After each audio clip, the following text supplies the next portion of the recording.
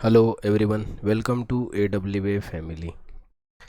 Problem number 5 जिसमें लिखा है maximise z is equal to 3x plus 5y subject to x plus 4y less than equal to 24, 3x plus y less than equal to 21, x plus y less than equal to 9, x greater than equal to 0, y greater than equal to 0। Also find maximum value of z। अगर इस प्रकार का question आता है तो शुरुआत कैसे करोगे?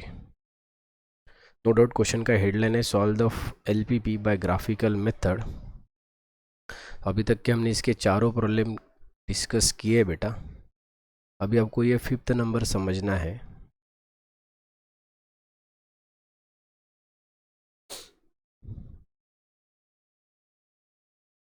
तो कैसे करोगे शुरू पता है? एज यूजुअल जब हम कोई प्रॉब्लम को ग्राफिकल मेथड से सॉल्व करते हैं तो पहले तो हम एक टेबल बनाते हैं। यहाँ पे पहले सारे इनइक्वेशंस लिख लेते हैं।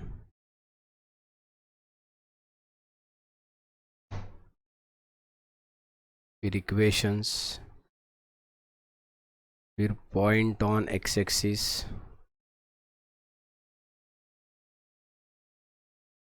उसके बाद पॉइंट ऑन वाई एक्सिस,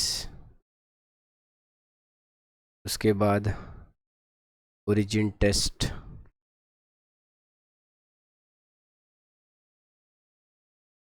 उसके बाद reason. Have a look.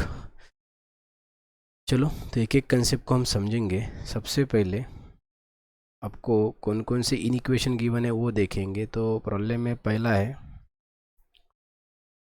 x plus 4y less than और equal to 24, then 3x plus y less than और equal to 21, then x plus y less than or equal to 9. So these are the three equations which we are having.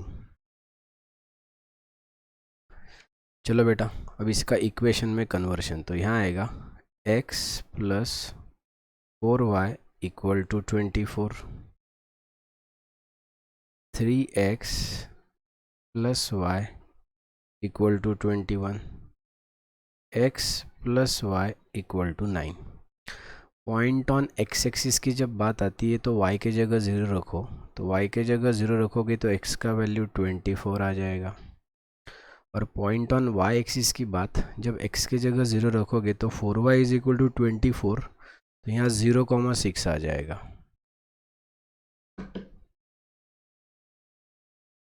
उसके बाद वापस y के जगह 0 रखोगे तो 3x is equal to 21, तो यहाँ पे 7,0 आ जाएगा। और यहाँ x के जगह 0 रखोगे तो y का वैल्यू 21 आ जाएगा। इधर 9,0, 0,9। उसके बाद ओरिजिन टेस्ट। ओरिजिन टेस्ट में हम क्या करते हैं? अच्छा, एक और बात आप थोड़ा इम्प्रूव कर सकते हो, इसको नाम दे दिया करो। जैसे जब आप पहला पॉइंट यहाँ लिख रहे हो तो इसको A बोल दो, इसको B, C, D, E, F, ऐसे 6 पॉइंट्स। अब हम देखो ओरिजिन टेस्ट के लिए ट्राई करेंगे। अब x और y के दोनों की जगह 0 रख दो, तो यहाँ आएगा 0 लेस देन और इक्वल टू 24। तो बोलो 0 लेस देन और इक्वल टू 24 है या नहीं है? है। इसका मतलब यहाँ पे ये कंडीशन ट्रू है, तो ये ओरिजिन साइड आएगा। तो इसका आंसर आप लिखोगे ओरिजिन साइड। सिमिलरली सेकेंड के लिए 0 लेस देन और इक्वल टू 21, तो ये भी आएगा ओरिजिन साइड क्योंकि ये भी करेक्ट है। तीसरे इसमें 0 लेस देन और इक्वल टू 9, तो ये भी आएगा ओरिजिन साइड। तो in this way we have completed this 3 problems. अब आपको ये डिसाइड करना है कि इसका जो ग्राफ बनेगा उसमें एक्स और वाई के मैक्सिमम वैल्यू ढूंढो। तो मुझे दिखाई दे रहा है कि यहाँ पे एक्स और वाई के मैक्सिमम वैल्यू एक्स का 21 है और वाई का एक्स का 24 है और वाई का 21 है। तो मुझे लगता है 1 centimetre is equal to 3 units ऐसा लेना पड़ेगा, तो जाके कुछ बात हो सकती है। चलो तो फिर उसी कंसेप्ट से हम आगे बढ़ेंगे।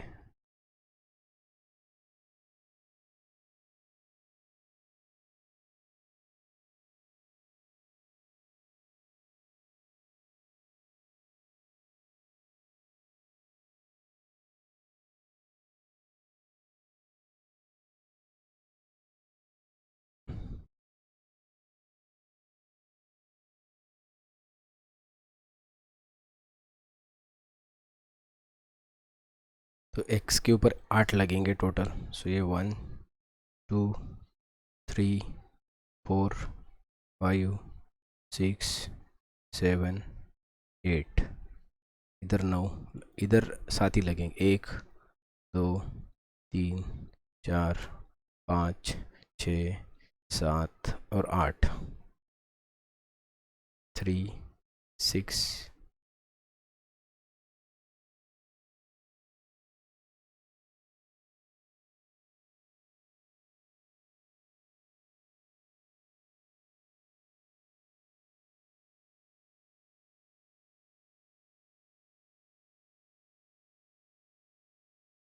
यहाँ अगर स्केल लिखना है आपको तो क्या लिखोगे?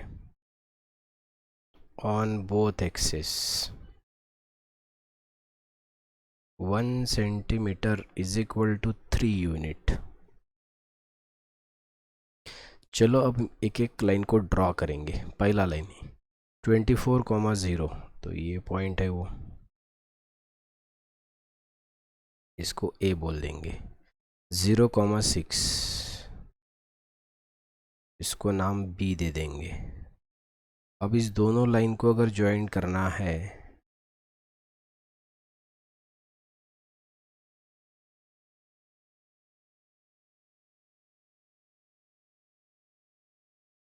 और इसका इक्वेशन यहाँ लिखना पड़ेगा, x plus 4y is equal to 24। दूसरा 7,0, 7, ये 7 और ये 8 है, फिर तो यहाँ आएगा, यह है C 7,0, D 0,21, तो ये D बन जाएगा।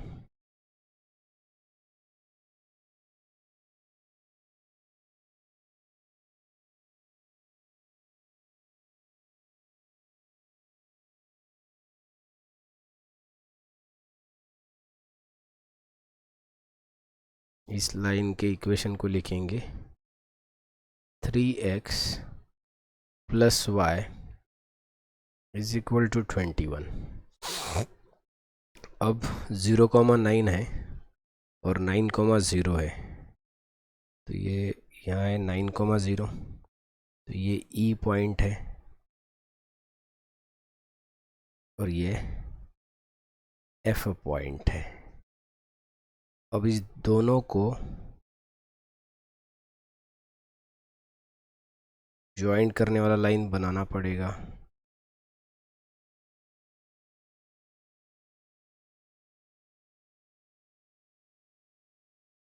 तो इसका इक्वेशन है x plus y equal to 9।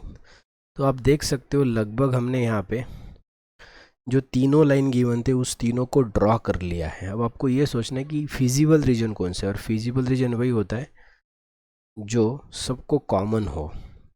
तो तीनों का बोलना ओरिजिन साइड है, तो फिर तो ज़्यादा सोचना ही नहीं बेटा। जैसे ही प्रॉब्लम में ओरिजिन साइड दिखता है सबका, तो समझ लो जो ओरिजिन के पास वाला रीजन है ना, उसको आपको डार्क करना पड़ेगा, क्योंकि ओरिजिन साइड बोला हुआ है। Have a look.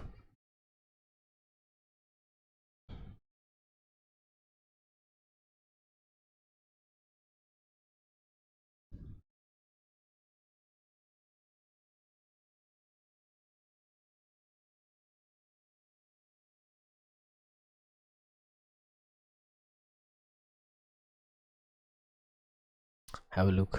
चलो अब हम इसके कॉर्नर पॉइंट को नाम भी दे देंगे। तो एक तो ये ओ है, फिर यहाँ जो आया था वो सी है,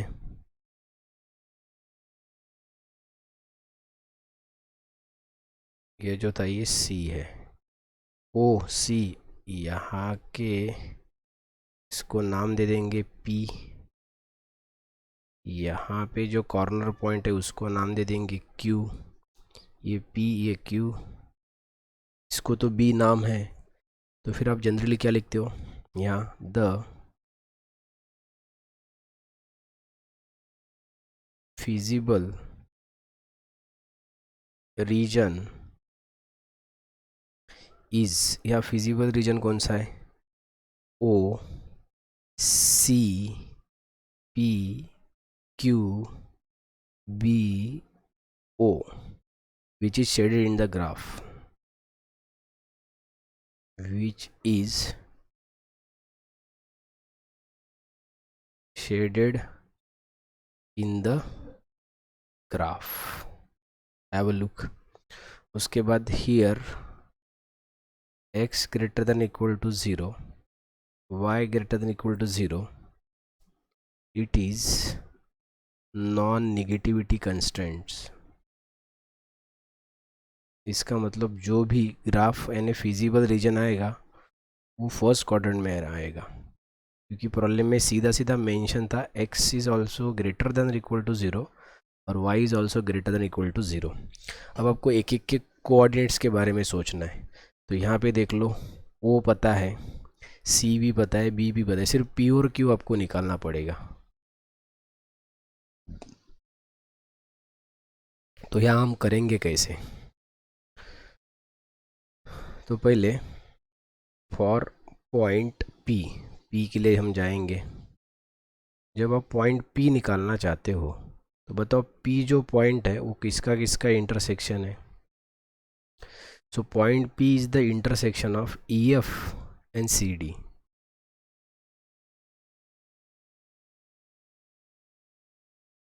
intersection of line CD and EF, have a look.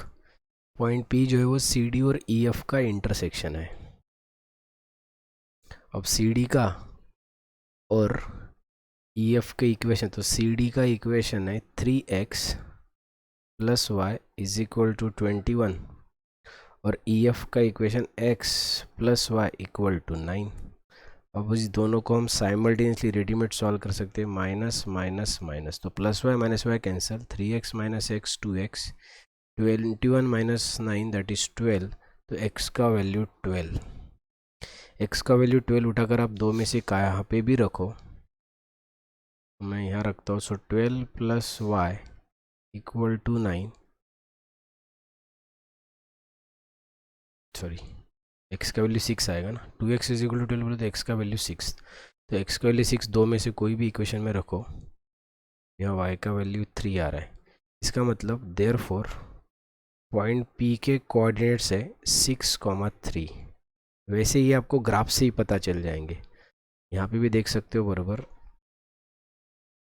ये 6,3 दिखाई दे रहे हैं, हैव अ लुक। अब जैसे पॉइंट P के लिए ट्राई किया वैसे हम पॉइंट Q के लिए ट्राई करेंगे। तो यहाँ लिखेंगे फॉर पॉइंट Q, तो बताओ पॉइंट Q किसका किसका इंटरसेक्शन है,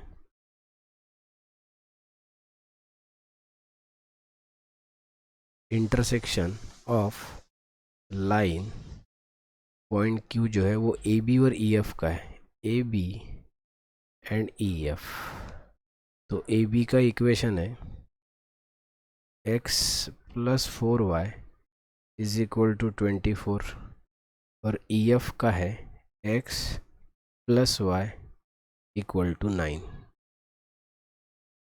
minus minus minus, plus x minus x cancel, 4y minus y 3y, 24 minus 9 15, so y का वैल्यू मिलेगा 5। ये y का वैल्यू उठाकर आप कहाँ पे भी रख सकते हो दो में से, तो मैं यहाँ रख रहा हूँ इज इक्वल टू 9, तो x का वैल्यू आ रहा है 4। इस प्रकार से पॉइंट क्यू के कोऑर्डिनेट्स है दैट इज 4,5। पॉइंट क्यू के कोऑर्डिनेट्स है 4,5, आप आराम से देख सकते हो।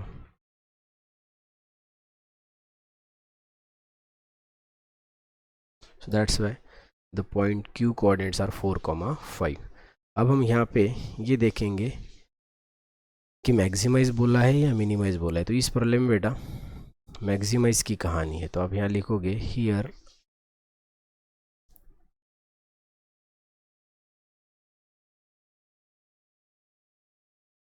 मैक्सिमाइज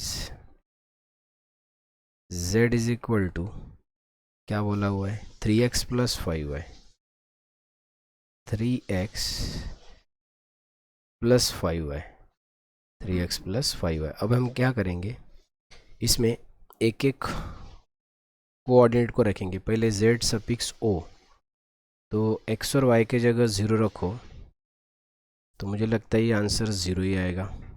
उसके बाद z के जगह पॉइंट c रखेंगे। c के कोऑर्डिनेट्स है, c के कोऑर्डिनेट 7,0 है, तो 3 इंटू 7 प्लस 5 इंटू 0, 7,0, तो यहाँ आंसर आ रहा है 21। हैव अ लुक, यहाँ तक क्या आ गए। c के बाद रखेंगे p को, तो z suffix p, z suffix p। तो यहाँ पे p के कोऑर्डिनेट्स हमने क्या निकले 6,3, 6,3, 3 इंटू 6 प्लस 5, यहाँ आएगा 3। तो बोलो कितना आ रहा है, 3 6 18, 18 plus 15, so it will be 33। तो ये 33 आ रहा है। Have a look. तो अब आप ही सोचो, p के बाद कौन, z सफिक्स q, तो q के कोऑर्डिनेट्स क्या आए 4,5, तो 3 इंटू 4 और 5 इंटू 5, तो 3 4 12, 5 5 25, तो ये कितना आ रहा है 37। जेड क्यू के बाद जेड सफिक्स बी, बी के कोऑर्डिनेट से 0,6, तो 3 इंटू 0 प्लस 5 इंटू 6, तो 0 प्लस 30, और 0 प्लस 30 आएगा तो आंसर विल बी 30। तो यहाँ पे जो भी बेटा लगभग 5 कॉर्नर पॉइंट्स थे, हर कॉर्नर पॉइंट्स के लिए हमने वैल्यू निकाला। अब आप ही बताओ इसमें से मैक्सिमाइज वाला ढूंढोगे या मिनिमाइज, तो डेफिनेटली मैक्सिमाइज वाला। क्यों, क्योंकि प्रॉब्लम में मैक्सिमम ही चाहिए था। तो आप यहाँ लिख सकते हो हियर z max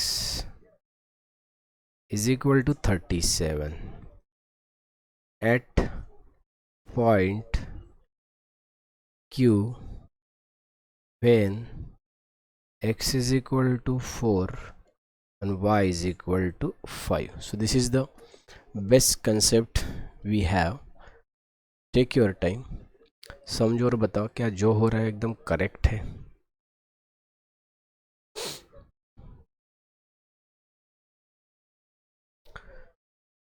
जैसे बेटा अब मैंने मैक्सिमाइज के लगभग आपको 5 प्रॉब्लम्स पढ़ा है, वैसे ही आप आगे मिनिमाइज की भी प्रॉब्लम पढ़ सकते हो। सो जितना अभी तक के पढ़ा है उसको अच्छे से प्रैक्टिस करो और प्रिपेयर करो। So this is all about today.